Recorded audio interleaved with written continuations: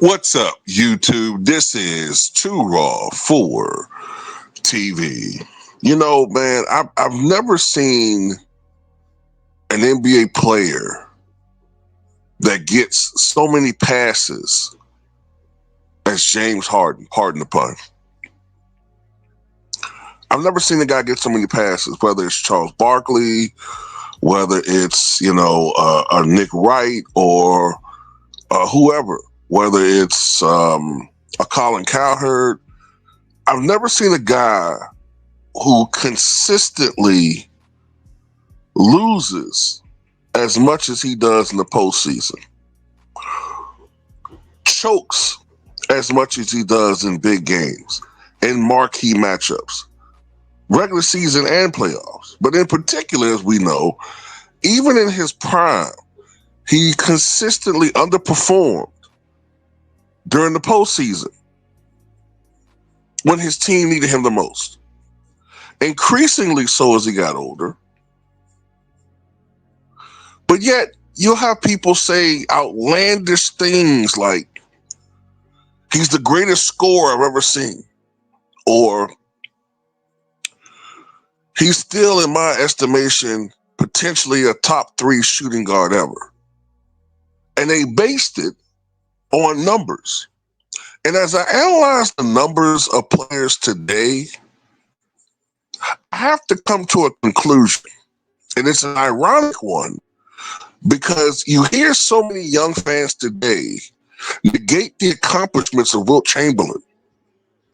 Oh, because they contradict themselves all the time when it comes to Wilt.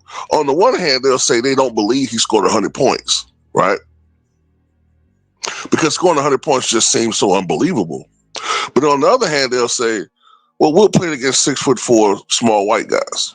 I've been hearing that shit for 20 years.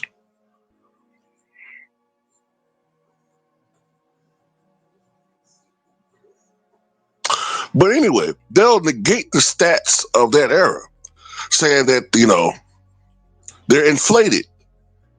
But they neglect to look at today's era and say the same thing for about today's players.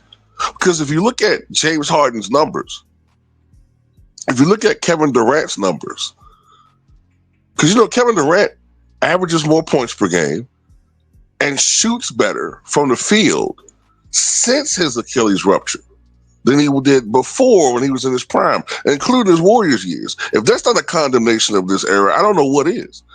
Look at even a guy like DeMar DeRozan, who, if you ask the average fan if he's a Hall of Famer, they have to think about it, right?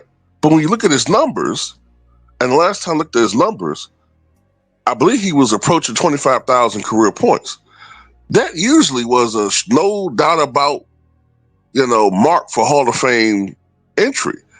So a lot of these guys today, because they play in this fortunate era, you have to judge them by the era of today. So to ask this question here, if 25,000 points is the barometer for players to get into the Hall of Fame today, like a DeMar DeRozan, right? Well, then shouldn't all of the players in the prior era, before 2010 or so, who scored 20,000 points, shouldn't they all be in the Hall of Fame? When it was a lot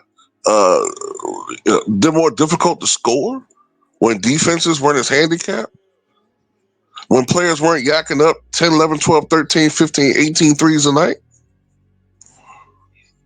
So shouldn't Tom Chambers, shouldn't Anton Jameson be in the Hall of Fame? Shouldn't Joe Johnson be in the Hall of Fame at this point? If we're going to put DeMar DeRozan in there?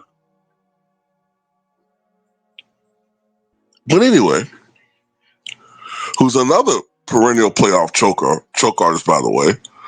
But it doesn't matter. I literally saw someone on ESPN recently when they did an all-time list of best scorers since 90. And they brought up James Harden. And one of the analysts mentioned James Harden's tendency to choke in the playoffs. He said, well, that doesn't really matter. When does that not matter, you dumbass? When does that not fucking matter?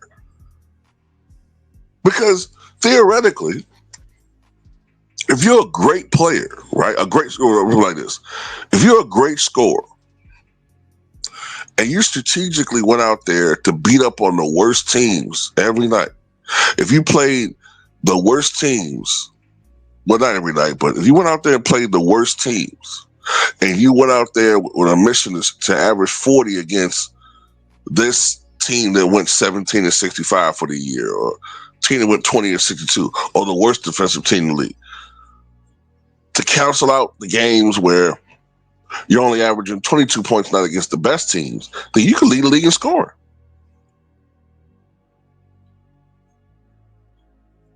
But it's a misleading 33 points a night, because when you get to playoffs, once the level of competition rises, you become more and more inconsistent.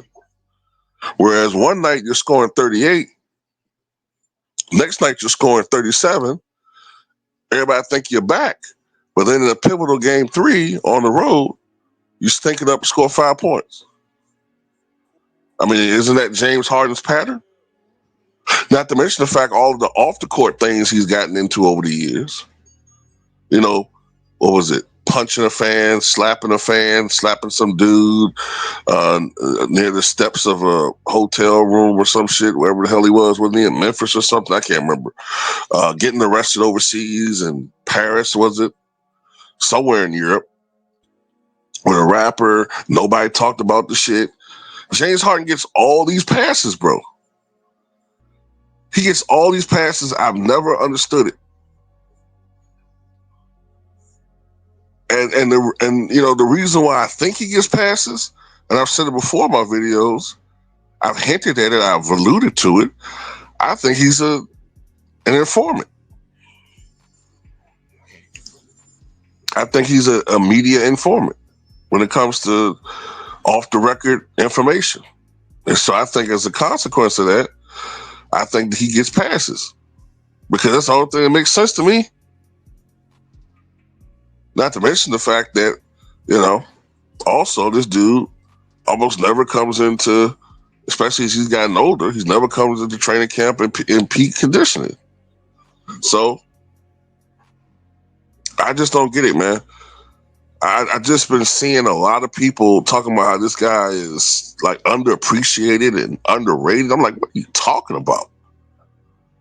Don't get me wrong. James Harden is a really, really good player. When he gets on the roll, he's great. When he gets on the roll, I think one of the most underrated aspects of his game is his passing ability. Although even with that, his ability to protect the basketball is overstated, because the guy has one of the worst assist-to-turn ratios in NBA history. Last I checked, it was 1.88 assists to turnovers to one turnover.